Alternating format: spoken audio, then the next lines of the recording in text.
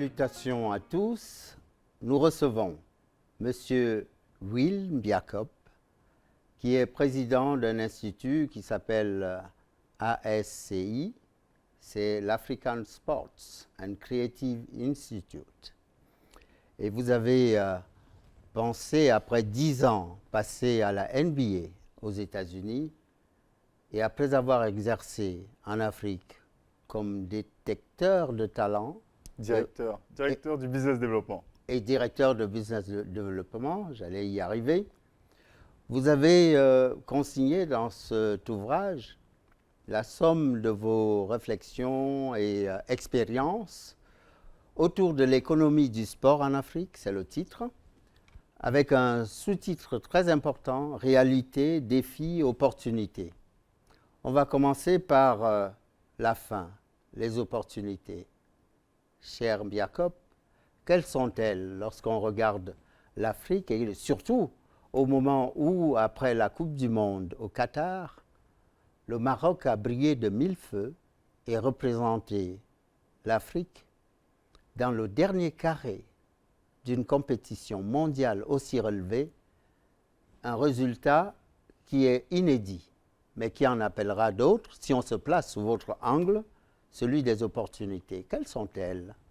Absolument. Bon, premièrement, merci de me recevoir, cher Eugène. Je suis ravi d'être ici. Vous parlez du Maroc et de l'extraordinaire parcours de l'équipe nationale masculine de football.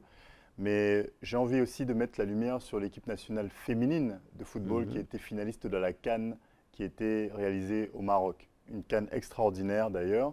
Et finalement, en juillet dernier, oui. Absolument, absolument. Et donc, tout ça, là, on parle de sport élite et on parle de performance élite, qui sont finalement la conséquence d'investissements. D'investissements sur l'infrastructure, d'investissements sur la formation. Et finalement, vous savez, ces deux éléments-là sont symptomatiques de ce que vous me dites, de la question que vous me posez sur les opportunités. Les opportunités sont multiples. Pourquoi? Alors, premièrement, parce qu'on a un marché domestique extraordinaire, 1,4 milliard de personnes qui ont à peu près 19 ans de moyenne d'âge. Donc, vous avez beaucoup de gens qui vont consommer pendant longtemps. La deuxième chose, c'est que vous avez un niveau de créativité, de talent pur qui est extraordinaire.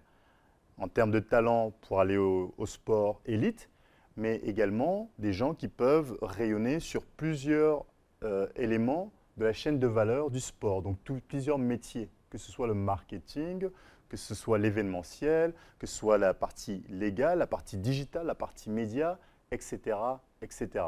Donc les opportunités dans le monde du sport sont multiples. On peut parler effectivement de la partie élite. Je souhaiterais également qu'on aborde la partie sport de masse. Amateur. La partie amateur.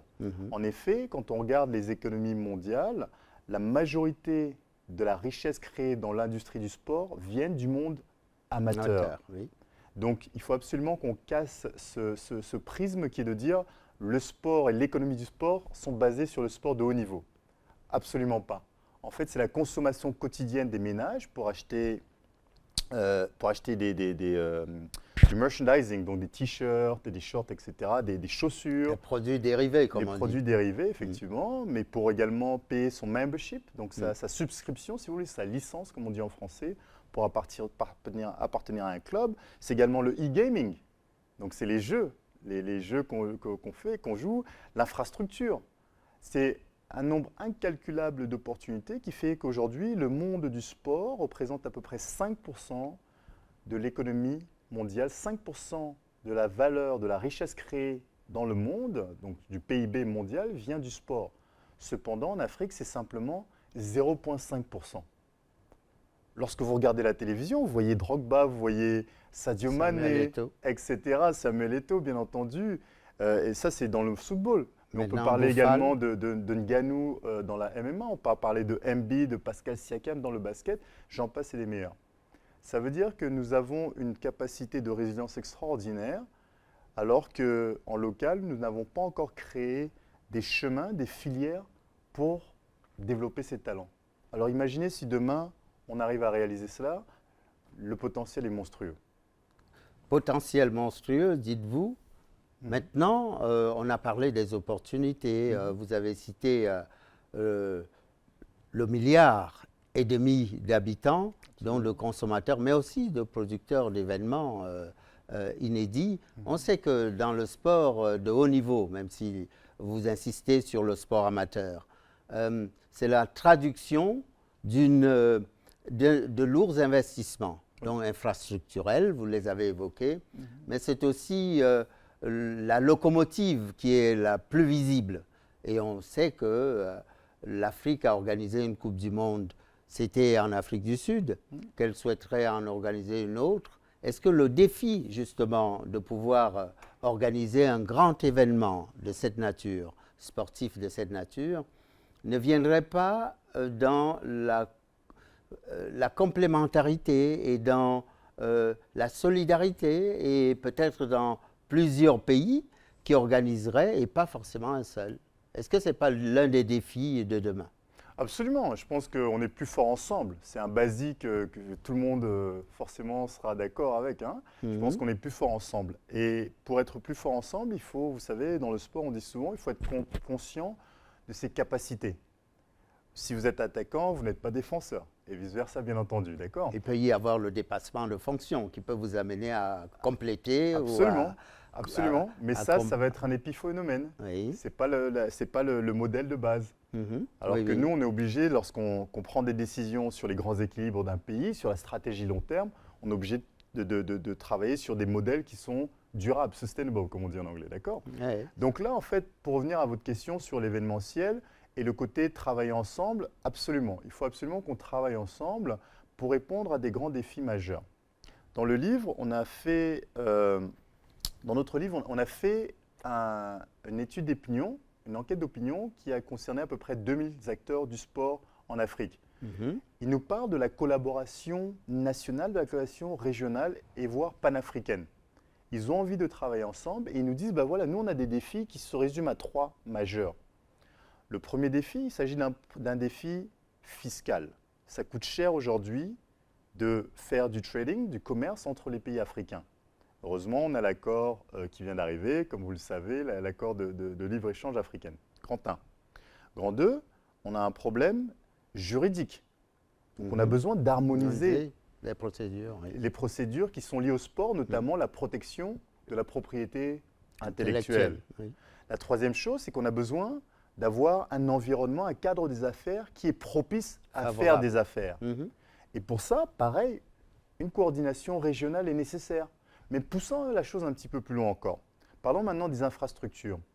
Est-il cohérent qu'un pays qui va faire peut-être moins de 10 millions d'habitants va construire 5 à 10 stades de 50 000 places chacune pour un événement éphémère, à savoir la Coupe du Monde ou la CAN? Est-ce que c'est logique? Il me semble qu'il est préférable qu'on fasse une association de pays, comme ce qui se passe par ailleurs sur la prochaine Coupe du Monde en Amérique, où plusieurs pays vont se partager. Exactement, ils vont se partager les group stages, donc les matchs de groupe, voilà, pour ensuite rayonner la finale sur un seul pays. Mais ça veut dire quoi? Ça veut dire qu'on a un développement qui est alors durable. On ne va pas construire des infrastructures qui vont être à peu près remplies pendant 1 ou 2 semaines, mais on va construire des infrastructures peut-être plus petites, mais qu'on va remplir continuellement et qu'on va remplir grâce à une stratégie qui sera bien pensée. C'est le sustainable dont vous faisiez allusion. Dernière question, les réalités.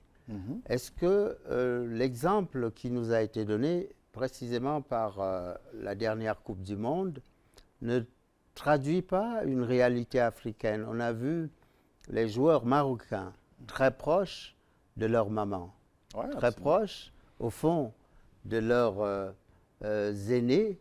Et est-ce qu'il n'y a pas eu là une réalité africaine qui nous a été donnée à voir et que d'autres ne manifestent pas forcément? Qu'est-ce que ça a traduit pour vous? Moi, en fait, le fait de voir les mamans des joueurs engagés et être proches de leurs enfants, c'est quelque chose qui est particulièrement émouvant, premièrement. Mais c'est une réalité qui me semble complètement acquise sur l'ensemble des continents. Bien entendu, le continent africain, mais je pense qu'on les voit peut-être un peu moins en Europe ou encore aux États-Unis. Mais pour moi, clairement, les mamans sont proches de leurs enfants. Par contre, d'un point de vue africain, qu'est-ce qu'il y a d'intéressant? Et j'en reviens maintenant au côté économique de la chose. Traditionnellement, le continent et nos parents ont vu le sport comme un espace de recréation, de plaisir, de loisir, mais pas quelque chose de sérieux, pas quelque chose où vous allez pouvoir générer du revenu, faire vivre une famille. Là, la femme africaine nous a montré le chemin. Elle nous explique que non, en fait. Ce que vous avez considéré pendant des années comme un loisir peut être également un vecteur de développement économique extraordinaire. Un vecteur de développement économique en termes de sport-performance, donc de performance sportive sur le terrain de jeu, mais autour, d'où l'événementiel qu'on a parlé tout à l'heure lors de la CAN féminine. On a parlé d'une expérience extraordinaire, le Royaume du Maroc qui a brillé, et là on touche au tourisme sportif, mais également les droits télévisuels, tout le merchandising qui a été fait. Au Qatar, moi j'ai eu la chance d'y être à Doha pour la demi-finale entre la France et le Maroc. C'était extraordinaire, les fan zones, la consommation en termes de ce qu'on appelle food and drink, donc la restauration, les hôtels étaient remplis, les gens consommaient, et tout ça, c'est un impact économique énorme. Je pense qu'on a évalué à plus de 5 milliards de dollars l'impact direct et indirect de la Coupe du Monde de football au Qatar. Donc en résumé, les femmes ici nous ont montré, bien entendu, l'amour aux enfants, un aspect résilience que j'ai déjà mentionné auparavant par rapport au talent africain qui va au top, mais également un shift, un changement important dans la perception. Absolument. Ce changement important nous amène au dernier, c'est qu'il faut aussi, même dans la défaite, savoir perdre dignement. C'était une autre leçon que l'équipe du Maroc nous a administrée. Et ça, c'est aussi un message très fort. Absolument. En termes de valeur. Absolument d'accord. Merci beaucoup.